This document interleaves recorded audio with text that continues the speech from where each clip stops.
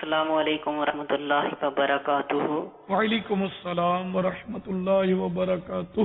محمد شعیب اتاری شور کوٹ سے عرض کر رہا ہوں، پیارے باپ جان کی بارگاہ میں عرض ہے کہ کچھ اسلامی بھائیوں کو کہتے سنا جاتا ہے کہ اگر گھر میں جوان بچی بیٹھی ہے تو حج پر نہیں جانا چاہیے، کہ اس صورت میں حج نہیں ہوگا، اس کی کیا اصل ہے؟